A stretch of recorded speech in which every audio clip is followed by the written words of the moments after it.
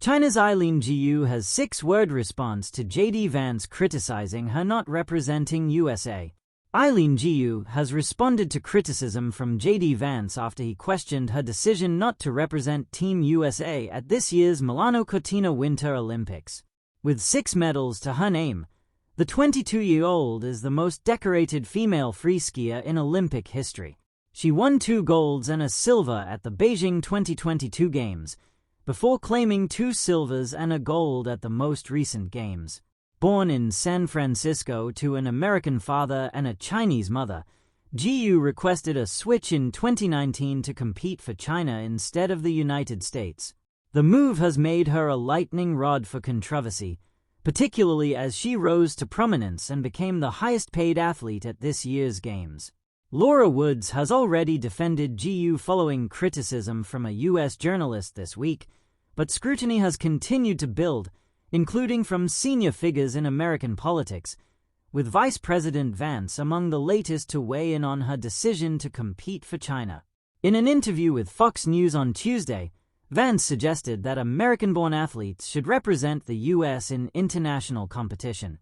"I certainly think that somebody who grew up in the United States of America, who benefited from our education system, from the freedoms and liberties that make this country a great place, I would hope that they want to compete with the United States of America," Vance said, as per The Guardian.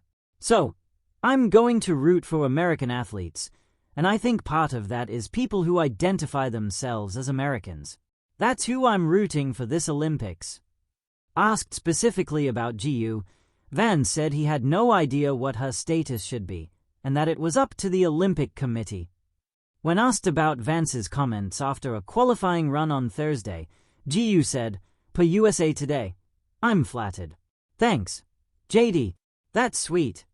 She said she wasn't offended by Vance's comments and agreed with a suggestion that she had become a punching bag for U.S. political debate.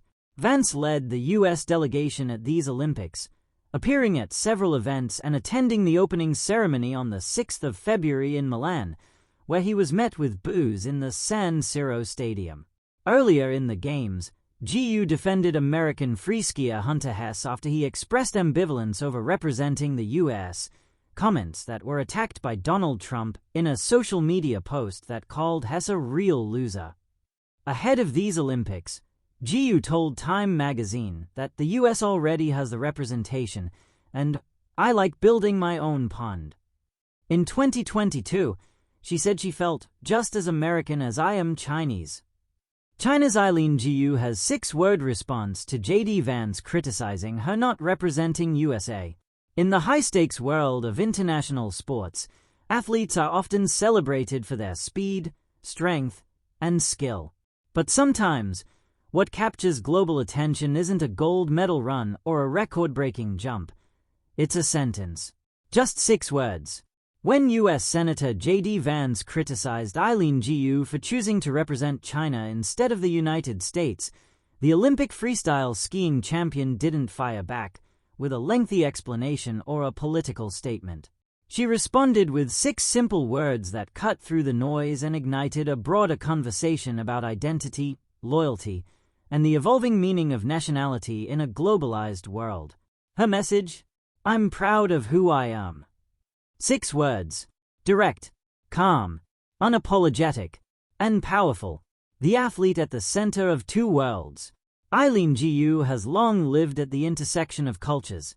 Born in San Francisco to an American father and a Chinese mother, she grew up skiing in California while spending summers in Beijing.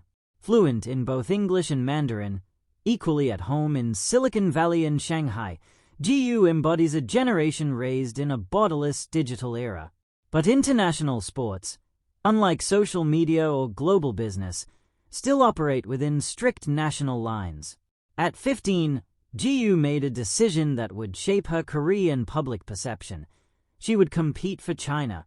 For some, it was a bold embrace of heritage. For others, particularly in the U.S., it felt like a rejection. By the time she won 2 gold medals and 1 silver at the Beijing Winter Olympics, she had become a symbol, admired in China, debated in America, and scrutinized everywhere.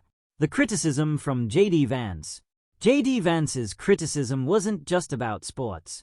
It touched on broader themes of patriotism and national pride. He questioned why an American-born athlete would choose to represent another country, especially one that often stands in geopolitical tension with the United States. In a political climate where allegiance is frequently framed in black and white, Gu's choice became a lightning rod. For some, representing China was seen as unpatriotic.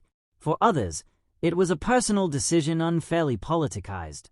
But Gu didn't engage in a political back-and-forth.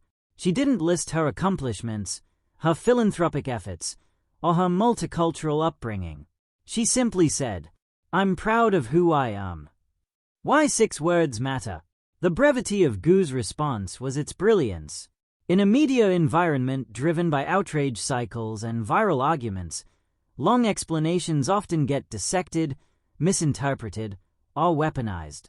But 6 words leave little room for distortion. I'm proud of who I am.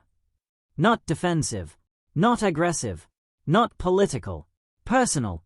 It reframed the debate.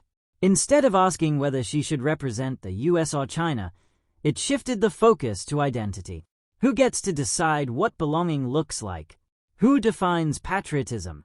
And why must pride in one heritage cancel out another? The complexity of modern identity. Eileen Gu's story resonates far beyond skiing.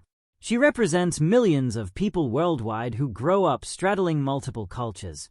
For them, identity is layered, not singular. In the 21st century, migration, intermarriage, and global careers have blurred traditional national boundaries. A person can be born in one country, raised in another, educated in a third, and feel connected to all of them. Yet international sports still operate under a binary framework. You choose one flag. Gu's choice didn't erase her American upbringing, nor did it diminish her Chinese heritage. It reflected the reality of someone shaped by both. High 6-word response subtly challenged the idea that identity must be exclusive. The pressure on female athletes. There's also another dimension to this story: gender. Female athletes often face a different level of scrutiny. Their choices, whether about nationality, sponsorships, appearance, or personal branding, are dissected more intensely than their male counterparts. Gu is not just an athlete. She's also a Stanford student, a fashion model, and a brand ambassador for global companies.